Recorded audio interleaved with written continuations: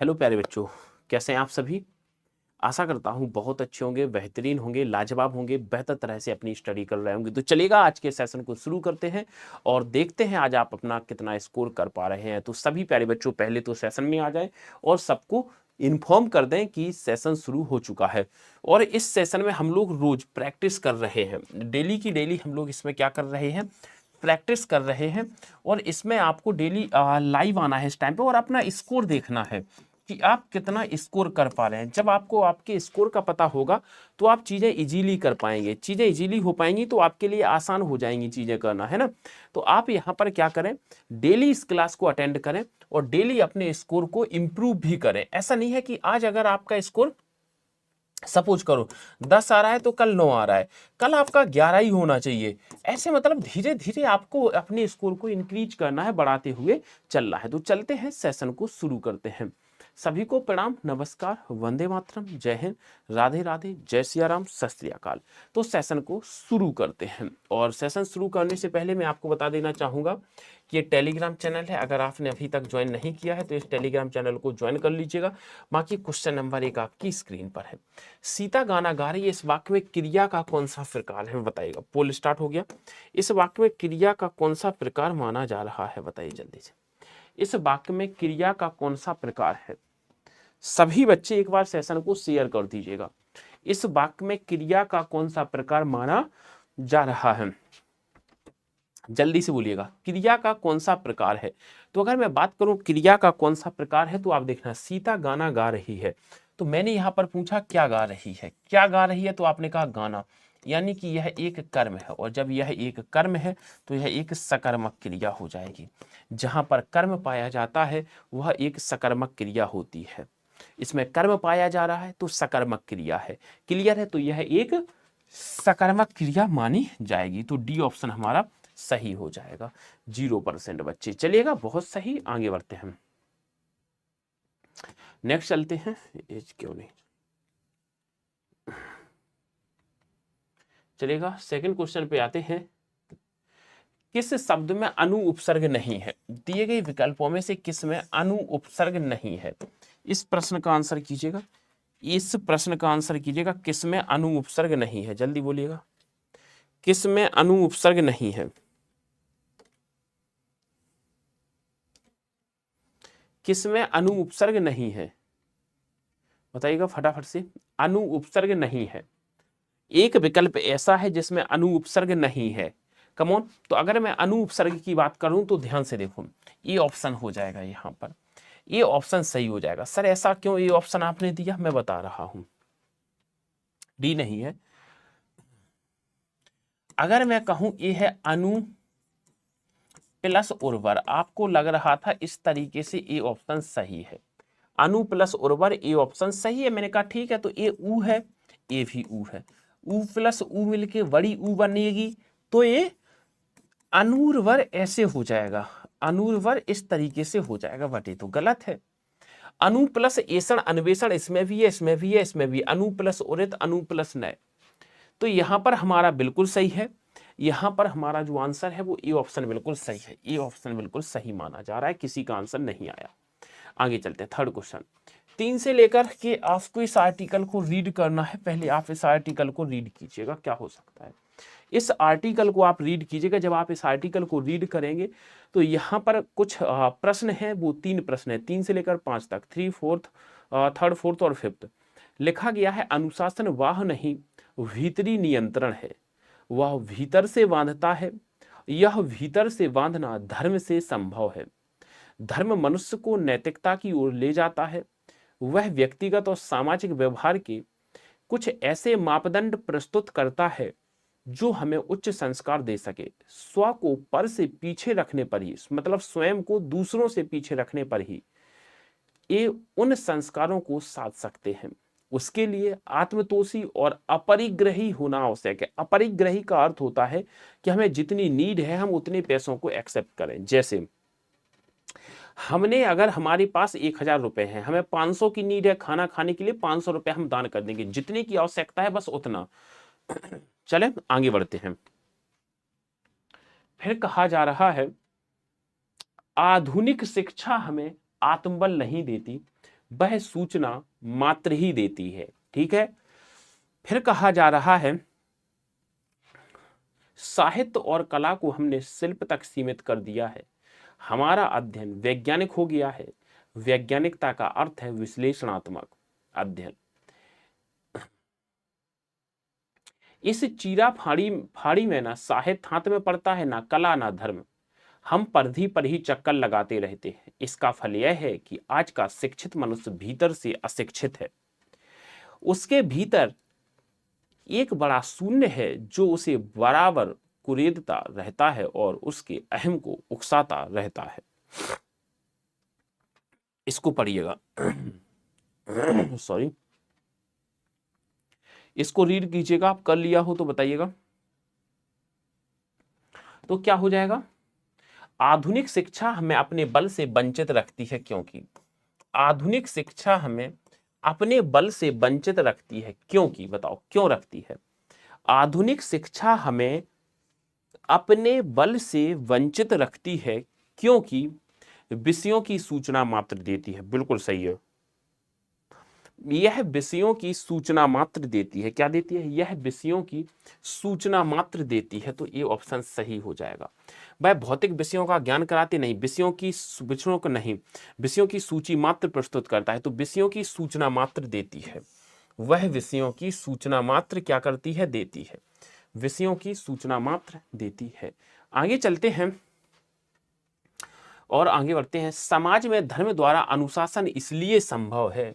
समाज में धर्म द्वारा अनुशासन इसलिए संभव है क्योंकि, मतलब ऐसा क्यों कहा जा रहा है कि हमारे समाज में धर्म द्वारा ही अनुशासन संभव है?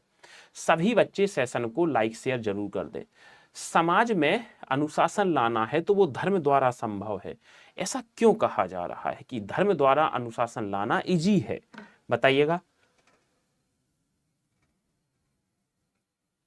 समाज में धर्म द्वारा अनुशासन लाना संभव है क्योंकि मनुष्य का मनुष्य से पूर्णतया व्यवहार के संस्कारदायक मापदंड प्रस्तुत करता है। आगे बढ़ते हैं। संस्कारों को साधने के लिए आवश्यक है मनुष्य महत्व दे। संस्कारों को साधने के लिए आवश्यक है मनुष्य महत्व दे। किस चीज को? संस्कारों को साधने के लिए आवश्यक है कि मनुष्य किस चीज को महत्व दे?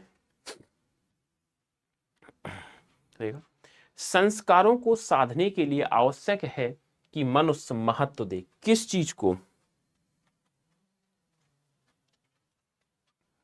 संस्कारों को साधने के लिए आवश्यक है कि मनुष्य पराविद्या से अपराविद्या को, परावलंबन से स्वावलंबन को तो देना ही नहीं है, लोक से परलोक को नोडो, निज से पर को यानी कि स्वयं से ज्यादा दूसरों को महत्व दिया जाना चाहिए। संस्कारों को साधने के लिए आवश्यक है कि हम अपने से ज्यादा दूसरों को महत्व देते हैं। तो इसी को कहा जाता है निज से पर को, यानी स्व से पर को महत्व देना है।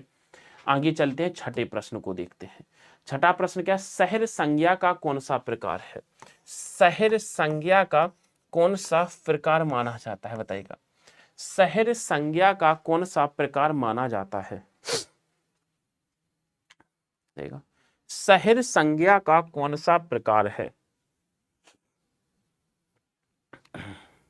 बताइएगा। शहर संज्ञा का कौन सा प्रकार माना जाता है? जल्दी से बताइएगा।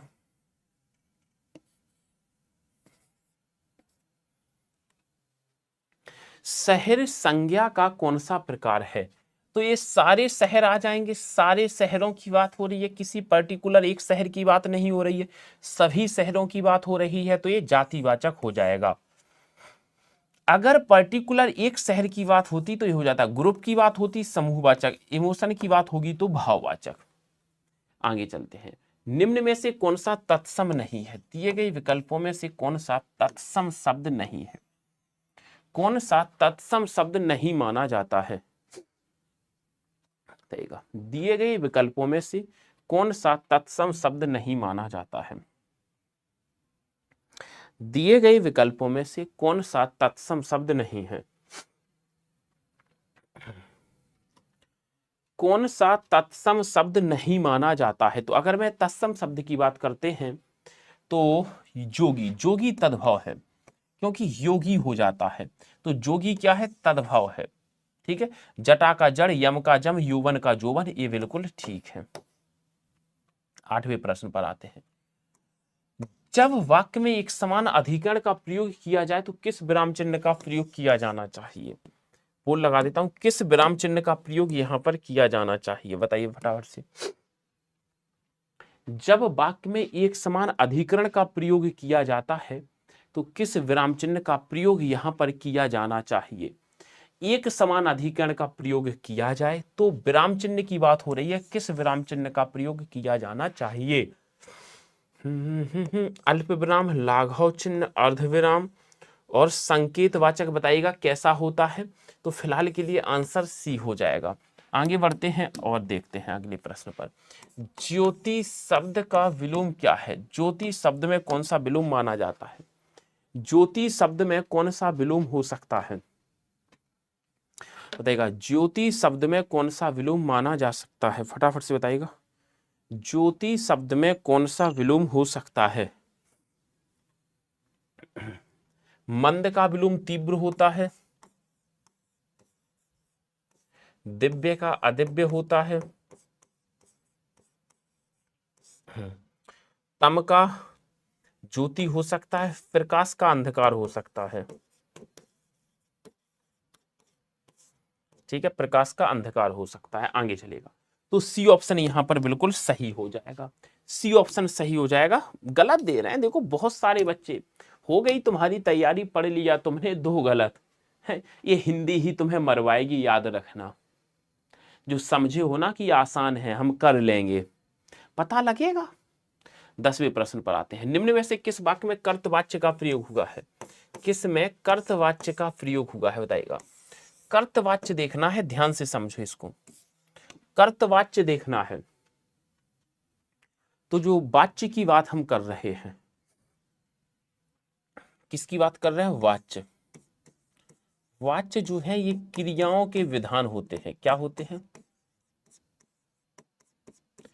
क्रियाओं के विधान कहा जाता है इन्हें। ठीक है, यह 3 प्रकार के होते हैं। ये कर्म उठा नहीं गया, भाववाच्य, कर्मवाच्य, कर्मवाच्य, तो डी ऑप्शन हो जाएगा। डी ऑप्शन, मोहन पुस्तक पढ़ रहा है, डी ऑप्शन यहां बिल्कुल सही हो जाएगा। D will be the correct answer. 0% बच्चे। अरे भैया ट्रिक लिखाई है, ट्रिक क्या लिखाई है? अब आप नहीं सीखोगे तो क्या करेंगे? ट्रिक कहती है जहां पर द्वारा आ जाए वो कर्मवाच्य माना जाता है। क्या माना जाता है? वो कर्मवाच्य माना जाता है। जहां पर द्वारा आ जाए वो कर्मवाच्य होता है। तो अब लगा दो, हमसे कर्तवाच्य पूछा गया है, कर्मवाच्य पूछा ही नहीं गया है। ये दोनों में देखेंगे तो इनमें कर्मवाच्य है। देखो, क्योंकि ये ट्रिक लग गई। देखो ना ध्यान से, अब मत देखो, देखो देखो ना देखो, मर्जी आपकी है। मैं तो पढ़ाऊंगा, और अगर आप नहीं पढ़ रहे तो मर्जी आपकी है ना। 11वां क्वेश्चन, किस काल को गद्यकाल के नाम से जाना जाता है? गद्यकाल के नाम से किसे जाना जाता है? इस प्रश्न का आंसर कीजिएगा। किसे गद्यकाल के नाम से जाना जाता है? बताइएगा, दिए गए विकल्पों में से किसे गद्यकाल के नाम से जाना जाता है? इस प्रश्न का उत्तर कीजिएगा। गद्यकाल के नाम से किसे जाना जाता है? तो हमारे हिंदी साहित्य को कितने भागों में बांटा जाता है? तो आप कहोगे सर हिंदी साहित्य को हम 4 भागों में बांटते हैं। हिंदी साहित्य को कितने भागों में बांटते हैं? 4 भागों में हम बांटते हैं। ठीक है, कितने भागों में बांटते हैं? 4 भागों में बांटते हैं। तो पहला है हमारा आदिकाल, फिर है भक्ति काल, फिर रीति काल, फिर आधुनिक काल। तो आधुनिक काल ही यहां पर आंसर होगा। बट याद रखना एक चीज, ने कहा क्या आंसर नहीं आया? आधुनिक जो काल है, आधुनिक काल को कितने युगों में बांटा जाता है? तो लिख लेना 6 युगों में बांटा जाता है। 6 युगों में बांटा जाता है। तो इसके 6 युग कौन कौन से हैं बताओगे जरा? इसको 6 युगों में बांटा जाता है। बताइएगा वो 6 युग कौन कौन से हैं, क्या आप लोग मुझे बता सकते हो? वो 6 युग कौन कौन से हैं? तो अगर मैं 6 युगों की बात करता हूं तो पहला होता है भारतेंदु युग। पहला कौन सा होता है? भारतेंदु युग।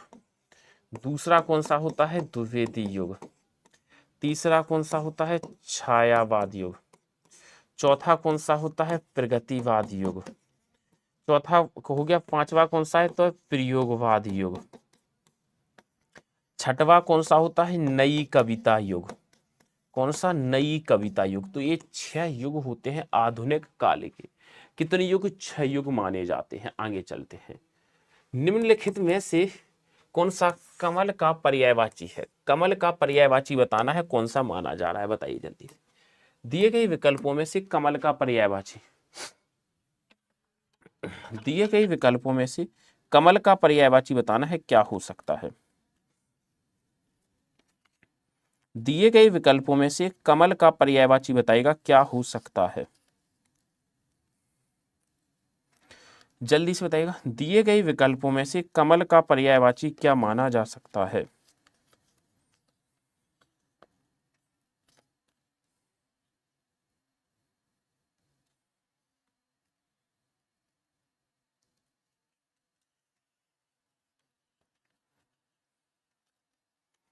बताइएगा कमल का पर्यायवाची क्या माना जा सकता है?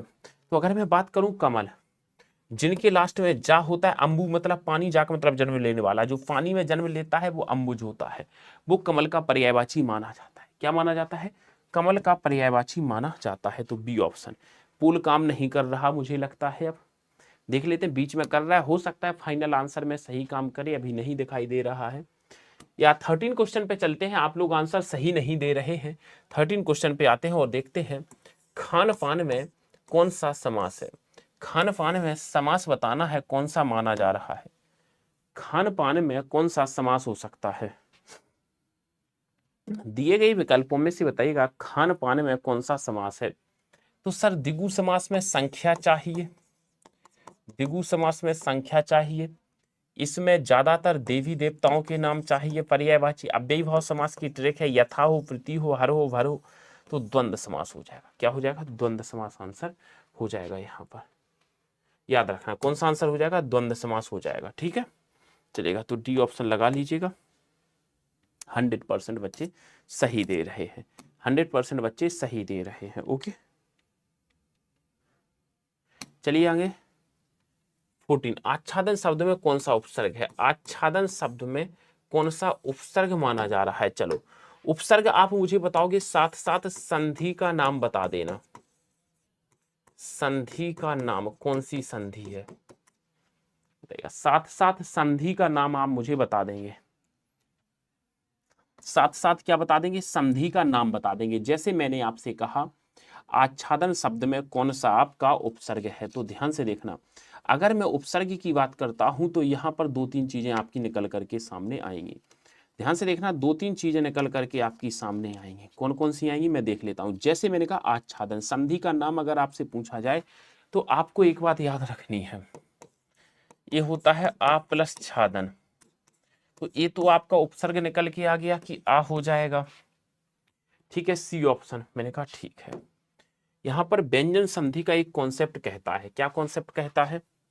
कि अगर यहाँ पर स्वर हो, स्वर के बाद छाछाता आ जाए, ये है कॉन्सेप्ट।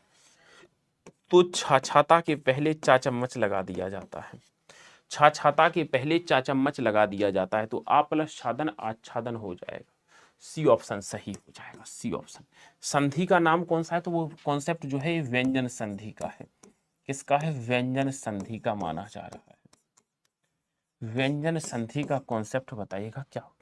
25% बच्चे दे रहे हैं। 15 क्वेश्चन पे चले। 15 क्वेश्चन देखें, चलेगा। 15 क्वेश्चन क्या कह रहा है? प्रयोगवादी काव्यधारा का परिवर्तन किसने किया था? जो अभी मैंने बताया था, प्रयोगवादी काव्यधारा का परिवर्तन किसने किया था? बताइएगा। प्रयोगवादी काव्यधारा का परिवर्तन किसने किया था?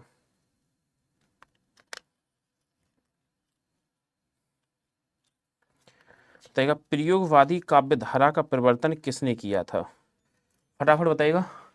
प्रयोगवादी काव्यधारा का परिवर्तन किसने किया था? प्रयोगवादी काव्य धारा का प्रवर्तन किसने किया था? तो अज्ञे जी हो जाएगा। अच्छा, अज्ञे की पत्रिका बताओगे मुझे? अज्ञे की पत्रिका बताओगे मुझे आप? इनकी पत्रिका बताओगे मुझे जरा आप? चलो तब तक आते हैं 16 क्वेश्चन पे। कौन सी एक बोली पश्चिमी हिंदी की नहीं है? एक बोली ऐसी है जो पश्चिमी हिंदी के अंतर्गत नहीं आती है। एक बोली ऐसी है जो पश्चिमी हिंदी के अंतर्गत नहीं आती है, बताइएगा। एक बोली ऐसी है जो पश्चिमी हिंदी के अंतर्गत नहीं मानी जाती है, बताइएगा। एक बोली ऐसी है जो पश्चिमी हिंदी के अंतर्गत नहीं आती है, जल्दी से बताइएगा। कौन सी बोली पश्चिमी हिंदी के अंतर्गत नहीं आती है?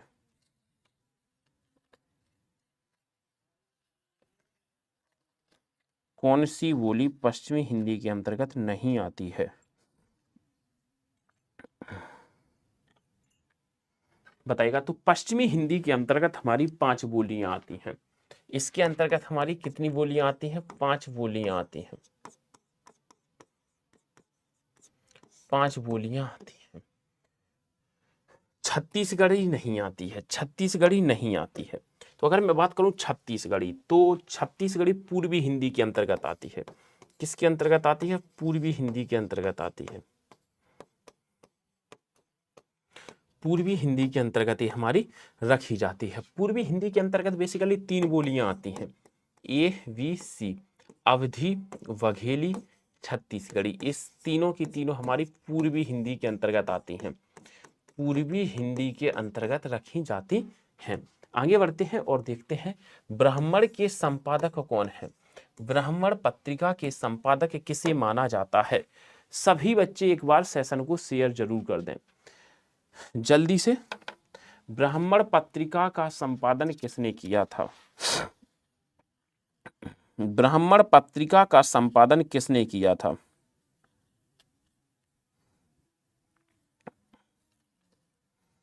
बताइएगा।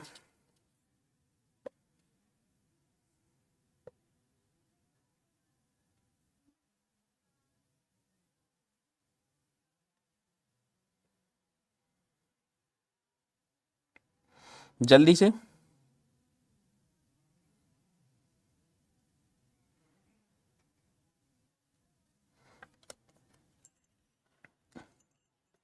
तो क्या कहा जा रहा है? ध्यान से देखो, क्या कहा जा रहा है? ब्राह्मण पत्रिका के संपादक प्रताप नारायण मिश्र हैं। प्रताप नारायण मिश्र की कुछ पंक्तियां हैं जो पेपर में पूछी जाती हैं बार बार, जैसे जैसे 4 मास बीते जजमान, 4 मास बीते जजमान,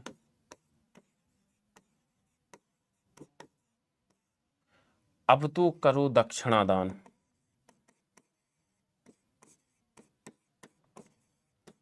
अब तो करो दक्षिणादान, 4 मास बीते जजमान, अब तो करो दक्षिणादान। निम्न में से कौन सा शब्द तद्भव नहीं है? कौन सा शब्द तद्भव नहीं माना जाता है, बताइएगा। दिए गए विकल्पों में से कौन सा शब्द तद्भव नहीं है? दिए गए विकल्पों में से कौन सा शब्द तद्भव नहीं माना जाता है? इस प्रश्न का उत्तर कीजिएगा। कौन सा शब्द तद्भव नहीं है, बताइएगा।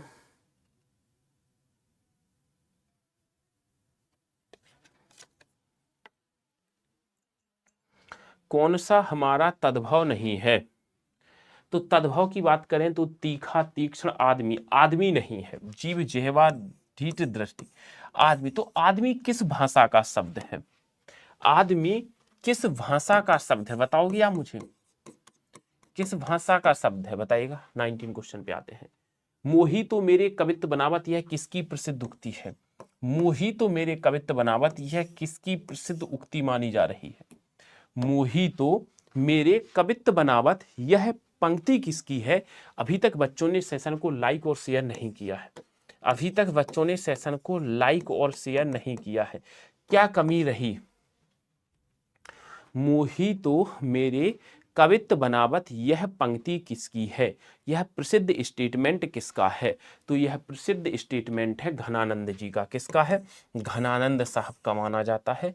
मोही तो मेरे कवित्त बनावत, तो बी ऑप्शन बिल्कुल सही हो जाएगा, बी ऑप्शन यहां पर बिल्कुल सही हो जाएगा। आगे चलते हैं, देखते हैं उर्दू शब्द किस भाषा से लिया गया है। दिए गए विकल्पों में से उर्दू शब्द किस भाषा से लिया गया है, बताइएगा। उर्दू शब्द किस भाषा से लिया गया है, उर्दू शब्द किस भाषा से लिया गया है।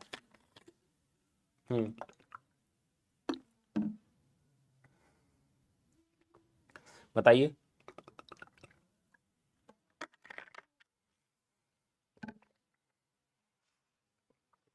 उर्दू शब्द किस भाषा से लिया गया है, चलो ये मैं बता देता हूं। उर्दू शब्द आपका तुर्की से लिया गया है। कहां से, तुर्की भाषा से लिया गया है। यानी जो उर्दू शब्द है वो उर्दू का नहीं है, वो तुर्क का है, तुर्की का है। आप एक प्रश्न का आंसर दे दो, हिंदी शब्द किस भाषा से लिया गया है, हिंदी शब्द किस भाषा से लिया गया है, बताइएगा। हिंदी शब्द किस भाषा से लिया गया है, बताइएगा। हिंदी जो शब्द है, हिंदी शब्द हमारी हिंदी भाषा का नहीं है। हिंदी शब्द किस भाषा से लिया गया है, तो आप कहोगे सर फारसी से लिया गया है। किससे लिया गया, फारसी से लिया गया है। ठीक है, आगे बढ़ते हैं। फिर आते हैं हम लोग 21 पे। मेरठ, सहारनपुर और बिजनौर में कौन सी बोली बोली जाती है, यानी कि किस बोली के अंतर्गत हमारे ये क्षेत्र आते हैं। कहने का तात्पर्य है मेरठ, सहारनपुर और बिजनौर किस बोली के अंतर्गत आते हैं, बताइएगा। किस बोली के अंतर्गत आते हैं, इस प्रश्न का उत्तर कीजिएगा।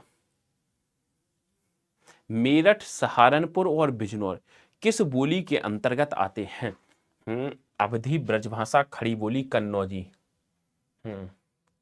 मेरठ, सहारनपुर, बिजनौर किस बोली के क्षेत्र में आते हैं, तो यहां पर बात होनी चाहिए खड़ी बोली की। ये तो लखनऊ वाला रीजन हो जाएगा, ये ब्रज वाला एक, तो यहां पर सी ऑप्शन होना चाहिए। अगर हम ऑप्शन एलिमिनेशन से लगाते तो सी ऑप्शन हम यहां पर लगाते, अगर हम ऑप्शन एलिमिनेशन से लगाते तो सी ऑप्शन। देखो ब्रज वाला रीजन तो आप दे रहे हैं B option 100%, but B option है ही नहीं। जो ब्रज भाषा वाला रीजन है ये तो है ही नहीं। ब्रज के आसपास क्या क्या है, वृंदावन ब्रज के आसपास क्या क्या है, आप ऐसे सोच सकते थे, बट आपका सोचना दुश्वार है। आगे चलिएगा 22। कहानी नई कहानी किसकी प्रसिद्ध कृति है, कहानी नई कहानी किसकी प्रसिद्ध कृति मानी जा रही है, यह किसकी प्रसिद्ध कृति है, बताएगा। कहानी नई कहानी यह किसकी प्रसिद्ध कृति मानी जा रही है, तो मधुरेश, बच्चन सिंह, डॉक्टर रघुवंश सिंह और नामवर सिंह। बिल्कुल सही है। किसकी हो जाएगी भैया, तो ये नामवर सिंह की होती है। कहानी नई कहानी, नए नए नाम आजकल बन रहे हैं, नए नए नाम आजकल बन रहे हैं, तो डी ऑप्शन हो जाएगा। नेक्स्ट आइएगा। रसोत्पत्ति में आश्रय की चेष्टाएं क्या कही जाती हैं, रसोत्पत्ति में आश्रय की चेष्टाएं क्या कही जाती हैं, बताइएगा। आश्रय की चेष्टाएं किस नाम से जानी जाती हैं, रसोत्पत्ति में आश्रय की चेष्टाएं किस नाम से जानी जाती हैं, इस प्रश्न का उत्तर कीजिएगा। देखा, रसोत्पत्ति में आश्रय की चेष्टाएं किस नाम से जानी जाती हैं, जल्दी से बताइएगा।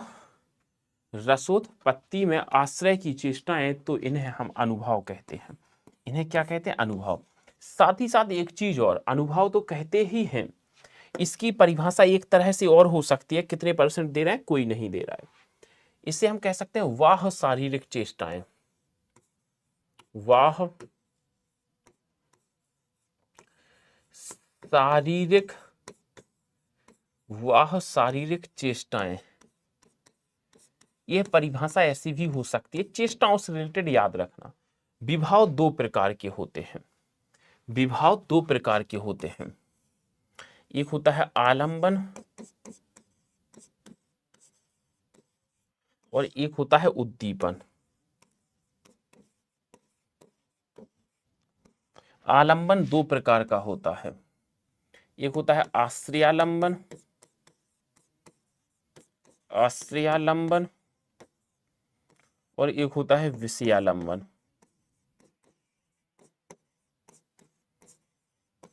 और एक होता है विषयालंबन। आश्रयालंबन और विषयालंबन। संचारी भावों की संख्या कितनी होती है? तो इनकी संख्या 33 होती है। ठीक है। स्थायी भाव कितने होते हैं? 9 होते हैं। भरत मुनि के अनुसार 8 माने जाते हैं। इनका स्क्रीनशॉट लेते हुए चलिएगा। हे शरणदायिनी देवी, तू करती सबका त्राण है, तू मातृभूमि संतान हमें, तू जननी तू ही प्राण है। में कौन सा छंद है? इन पंक्तियों में कौन सा छंद माना जा रहा है? इन पंक्तियों में कौन सा छंद है? इन पंक्तियों में छंद बताना है। उल्लाला में 28 मात्राएं होती हैं। इंद्रवज्रा सर बाणे के आपने पढ़ा नहीं, रोला में 24 होती हैं। सर देखो, जितना भी आपके पेपर में मैक्सिमम छंद पूछा जाता है वो मात्रिक छंद पूछा जाता है। बाणिक छंद आपके पेपर में नहीं पूछा जाता है।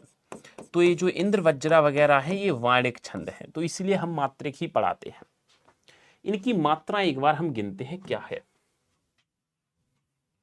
2 3 4 5 6 7 8 9 10 11 12 13 14 15 16 17 18 19 20 21 22 23 24 27 28 29 मात्राएं हो रही हैं। देवी ऐसे लिखना है, एक हो जाएगी तो फिर 28 हो जाएंगी, उल्लाला हो जाएगा। क्या हो जाएगा? उल्लाला माना जाएगा। उल्लाला माना जाएगा। किसी का आंसर सही नहीं आया, बहुत बढ़िया, लाजवाब, शानदार, बेहतरीन। आगे बढ़ते हैं। निम्न में से कौन सा अनिश्चयवाचक सर्वनाम नहीं है? अनिश्चयवाचक सर्वनाम नहीं है, बताइएगा। कौन सा अनिश्चयवाचक सर्वनाम नहीं माना जाता है? एक ऐसा है जो अनिश्चयवाचक सर्वनाम नहीं है। बताइए जल्दी से, कौन सा एक अनिश्चयवाचक सर्वनाम नहीं माना जाता है? आप लोग ही बताइएगा। अनिश्चयवाचक सर्वनाम नहीं है, बताइए फटाफट से। कौन सा अनिश्चयवाचक सर्वनाम नहीं है?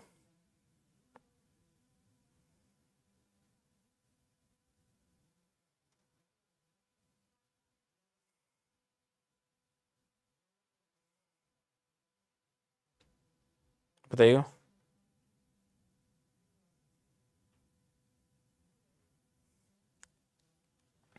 जल्दी से बताइएगा। तो अनिश्चयवाचक सर्वनाम की ट्रिक क्या है? जहां पर कोई और कुछ पाया जाए अनिश्चयवाचक होता है। कोई, कुछ, कुछ, कुछ, कुछ। सर जो और वह, ये संबंध, ये हमारा पुरुषवाचक। ये ऑप्शन यहां ठीक हो जाएगा। आगे चलते हैं। माया महाठंगनी हम जानी, त्रिगुण फांस लिए कर डोले। त्रिगुण, त्रिगुण ऐसे लिखा है। त्रिगुण फांस लिए कर डोले, बोले मधुर वाणी। इन पंक्तियों में अलंकार बताना है। इन पंक्तियों में अलंकार बताना है, बताइएगा। इन पंक्तियों में कौन सा अलंकार हो सकता है? बताइएगा जल्दी से। इन पंक्तियों में कौन सा अलंकार हो सकता है? इन पंक्तियों में कौन सा अलंकार है? तो अगर मैं इन पंक्तियों में अलंकार की बात करता हूं तो ध्यान से देखो। त्रिगुण के 3 अर्थ हैं, जल्दी से बता देना आपको किस किस को पता है। तो एक शब्द के कई सारे अर्थ निकले, माने एक शब्द के कई सारी मीनिंग हो, मतलब चिपका होना। एक शब्द के कई सारे मीनिंग चिपके हो, उसे हम क्या कहते हैं? श्लेष अलंकार। कई बार ऐसा होता है एक शब्द में एक से ज्यादा मीनिंग चिपके होते हैं, तो उसी को हम क्या नाम दे देते हैं? श्लेष अलंकार नाम दे देते हैं। उसका अर्थ ही होता है बेसिकली चिपका होना। जैसे हम कहते हैं ना, रहीमन पानी राखिए, तो पानी के वहां पर कई सारे मीनिंग होते हैं। जैसे पानी का मीनिंग चमक होता है मोती के सेंस में। पानी का मतलब हमारा जल होता है आटा के सेंस में। सर पानी का मतलब इज्जत होता है मनुष्य के सेंस में। तो डिपेंड करता है। उसी प्रकार एक शब्द में उसके कई सारी मीनिंग उससे चिपके हुए होते हैं, इसलिए तो श्लेष का जो अर्थ होता है वो क्या होता है? चिपका होना। श्लेष का अर्थ क्या होता है? तो लिख लेना, श्लेष का अर्थ होता है चिपका होना। क्या होना? चिपका होना। उसमें कई सारी मीनिंग चिपके हुए होते हैं। आगे चलते हैं। सूरदास किसके शिष्य थे? सूरदास किसके शिष्य थे? इस प्रश्न का उत्तर कीजिएगा। सूरदास किसके शिष्य माने जाते हैं? जल्दी से बताइएगा। सूरदास किसके शिष्य हैं? बताते चलिए।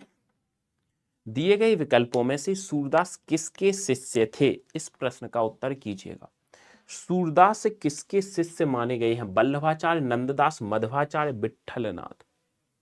देखो जो हमारे अष्टछाप कवि हुए हैं ना, वो 4 हमारे वल्लभाचार्य जी के वो थे, शिष्य थे, और 4 हमारे विट्ठलनाथ जी के थे। तो सूरदास किसके शिष्य थे? वल्लभाचार्य। वल्लभाचार्य गुरु थे सूरदास जी के, क्या थे? गुरु थे। तो ये ऑप्शन यहाँ पर फिलहाल सही हो जाएगा, ये will be the correct answer 28। निम्न में से किस शब्द में उपसर्ग का प्रयोग नहीं हुआ है? किस शब्द में उपसर्ग का प्रयोग नहीं हुआ है? उपसर्ग का प्रयोग नहीं किया गया है, बताइएगा किस में उपसर्ग का प्रयोग नहीं किया गया है? किस एक में उपसर्ग का प्रयोग नहीं किया गया है?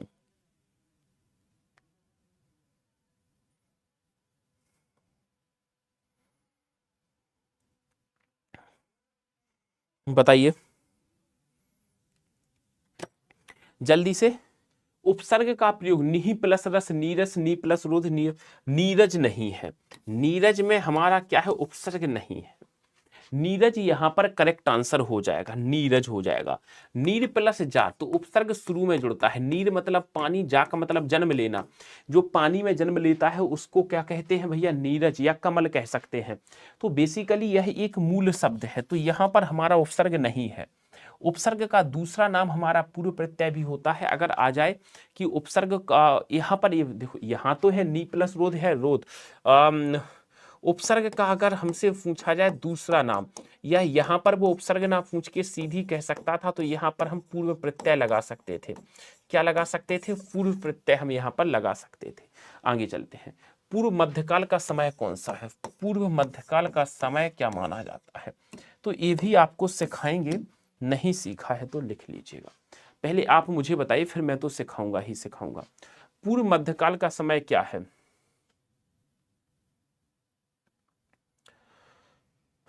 पूर्व मध्यकाल का समय क्या माना जा रहा है? सभी बच्चे सेशन को लाइक शेयर जरूर कर देना। पूर्व मध्यकाल का समय, टाइम आपका होने वाला है, आंसर कीजिएगा। पूर्व मध्यकाल का समय,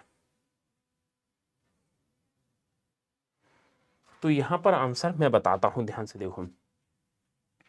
सबसे पहले तो आपका वही आ गया, कौन सा? आदिकाल। आदिकाल आ गया। मैंने कहा था 50 का वेरिएशन लेके चलना है। दूसरा आपका भक्ति काल आ गया। तीसरा आपका आ गया रीति काल आ गया। चौथा आ गया आपका आधुनिक काल। 50 का वेरिएशन लेके चलना है, ठीक है। आधुनिक काल। सर भक्ति काल को हम क्या कहते हैं? पूर्व मध्यकाल भी कह सकते हैं, बिल्कुल कह सकते हैं, पूर्व मध्यकाल कह सकते हैं। सर इसे हम क्या कह सकते हैं? इसे उत्तर मध्यकाल कह सकते हैं। सर आपको बताया था कि ये हमारा 1000 से शुरू होगा, 1000 से या 1050 से, मतलब ऊपर नीचे मैंने कह दिया था, प्लस माइनस 50 कर सकते हो। 300 ऐड करना है, 300 ऐड करेंगे तो ये 1300 के समथिंग शुरू होगा। प्लस माइनस 50 कर सकते हो, प्लस माइनस 50, प्लस माइनस 50। ये 1600 से आसपास शुरू होगा, प्लस माइनस 50, प्लस माइनस 50। ये 1900 से शुरू होगा, प्लस माइनस 50। ध्यान से देखो, तो ये पूर्व मध्यकाल 1300 से होगा, तो 1300 का एक ही ऑप्शन है, देखो 1300 का एक ही ऑप्शन है, देखो बी। आगे चलते हैं, आगे बढ़िएगा। फिर उसने अपने भाई को पढ़ा, इस वाक्य में वाच्य बताना है, कौन सा वाच्य है? वाच्य का प्रकार बताना है। वाच्य का प्रकार देखेंगे तो ये सीधा सा दिखाई दे रहा है, कर्तवाच्य होगा। यहां तो सीधा दिखाई दे रहा है, कौन सा वाच्य होगा? कर्तवाच्य होगा। 31, वह जमीन जिसमें कुछ भी पैदा ना हो। एक ऐसी जमीन जिसमें कुछ भी पैदा ना हो, उसे क्या कहा जाता है?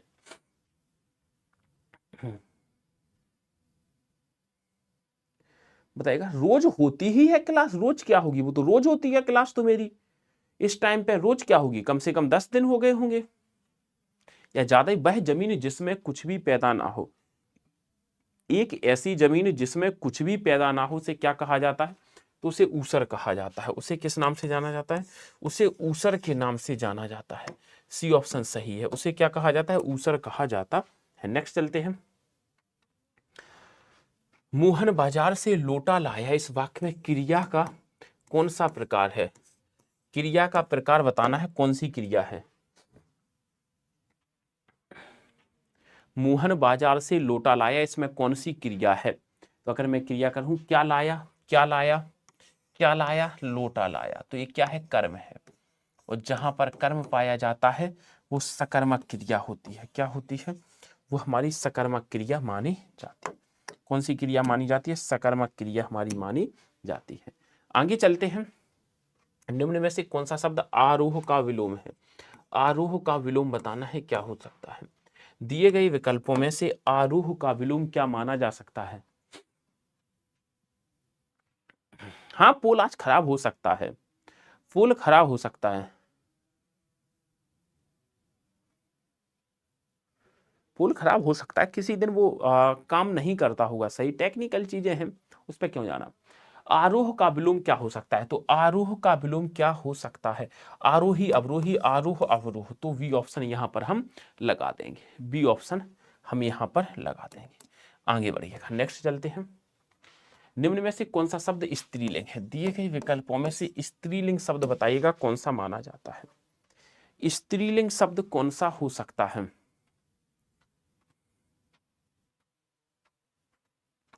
स्त्रीलिंग शब्द कौन सा माना जा सकता है। सभी बच्चे सेशन को लाइक शेयर जरूर करें। सभा लग गई, पहला ही मिल गया मुझे तो स्त्रीलिंग, पहला ही शब्द मुझे तो स्त्रीलिंग दिख गया है। अब क्या करें, तो सभा ही लगा देना। ग्रह पुल्लिंग चंद ये सब पुल्लिंग है, तो सभा हमारा एक हो जाएगा, एक ऑप्शन हो जाएगा हमारा यहाँ पर। ओके, आगे चलते हैं, फिर बढ़ते हैं आगे 35। निम्न में से किसे ज्ञानपीठ पुरस्कार नहीं दिया गया है। किसे ज्ञानपीठ पुरस्कार नहीं दिया गया है बताइएगा। सुमित्रानंदन पंत को चिदम्बरा के लिए दिया गया है, नरेश मेहता को संपूर्ण साहित्य के लिए दिया गया है, संपूर्ण साहित्य के लिए दिया गया है, रामधारी सिंह दिनकर को उर्वशी के लिए दिया गया है, तो मुंशी प्रेमचंद को नहीं दिया गया है। इसको मुंशी प्रेमचंद को नहीं दिया गया है। आगे चलते हैं 36। ना नौमन तेल होगा ना राधा नाचेगी, इस लोकोक्ति का सही अर्थ क्या है। ना नौमन तेल होगा ना राधा नाचेगी, मतलब कि हम आपसे कहें कि हम तब खाना खाएंगे जब आप हमारे लिए चांद तारे आसमान से उतार के ले आओगे, तब हम खाना खाएंगे, वरना हम खाना नहीं खाएंगे। तो सर आपने एक ऐसी शर्त रख दी, ये तो पूरी ही नहीं होगी कभी सर। तो काम नहीं करना है तो एक ऐसी शर्त रख देना जो असंभव है। बड़े लोगों से काम करना, कार्य करने के लिए कोई असाधारण शर्त रख देना, काम करने के लिए कोई असाधारण शर्त रख देना, तो सी ऑप्शन हमारा हो जाएगा। आगे चलते हैं। तुम कौन हो इस वाक्य में अधोरेखित सर्वनाम बताना है। इसमें कौन सा सर्वनाम है बताइएगा, जिसको अंडरलाइन किया गया है उसमें कौन सा सर्वनाम माना गया है, उसमें कौन सा सर्वनाम माना गया है। तुम कौन हो इस वाक्य में अधोरेखित सर्वनाम का प्रकार लिखिएगा, अधोरेखित सर्वनाम का प्रकार लिखिएगा।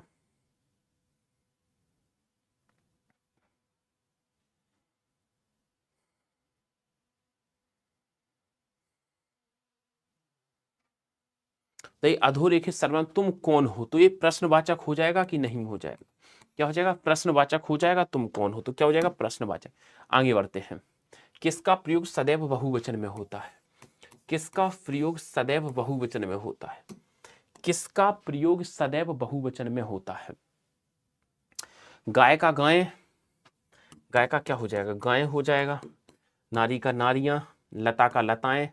दर्शन, दर्शन शब्द सदैव बहुवचन होता है। दर्शन हो गया, प्राण हो गया, आंसू हो गया, हस्ताक्षर हो गया, अक्षत हो गया, समाचार हो गया, ये सारे शब्द हमारे हमेशा बहुवचन में माने जाते हैं।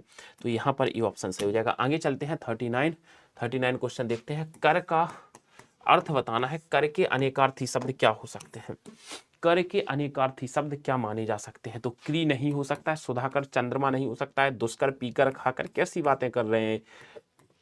तो डी ऑप्शन यहां पर सही हो जाएगा, डी ऑप्शन सही हो जाएगा। आगे चलते हैं 39 का 40। स्वर्ग प्राप्त में कौन सा समास है। स्वर्ग प्राप्त में समास बताना है। सर अव्ययी भाव समास की ट्रिक होती है यथाप्रति हर भर। द्विगु समास में पहला पद संख्या में होना चाहिए। सर बहुब्री समास देवी देवताओं के नाम, तो एक ही ऑप्शन बचा है स्वर्ग प्राप्त तत्पुरुष समास। यही आंसर लगाइएगा और आगे बढ़ जाइएगा। ठीक है, तो चलो भैया जी आज के सेशन को यहीं तक रखते हैं। ये हमारा टेलीग्राम चैनल है, अगर आप ज्वाइन करना चाहते हैं तो इसे ज्वाइन कर लेना। ये इलाहाबाद हाई कोर्ट का बैच है, आप ज्वाइन कर सकते हो, पेड बैच है ये। बाकी मेरे प्यारे देवी और सज्जनों, मैं आपसे यही कहूँगा कि आज के इस सेशन को यहीं तक रखेंगे। रैंक दिखा दें तो सबसे ऊपर आराध्या, फिर रिया, क्रेजी, गौतम, हरीशचंद, शिवांक पांडे, अभिषेक, विधि, मोनू, शशि। ये टॉप 11 मैंने बता दी है, यानी टॉप 10 कह सकते हैं। जिन भी बच्चों को पता है क्लास रोज इस टाइम होती है, सभी बच्चे सेशन को शेयर और लाइक जरूर कर दें। वीडियो के नीचे कमेंट जरूर कर दिया करो क्लास कैसी लगी, ताकि सभी बच्चे सेशन में टाइमली पहुंच जाएंगे। तो आज के सेशन को यहीं पर रखते हैं, कल फिर मुलाकात करेंगे सेम टाइम पे। तब तक के लिए bye bye and take care. Thank you so much. पढ़ते रहें, मुस्कुराते रहें, अपना और अपनों का ध्यान रखें, माता पिता का सम्मान करें, उनकी इज्जत करें, नाम रोशन करें। धन्यवाद। Thank you so much. Bye bye.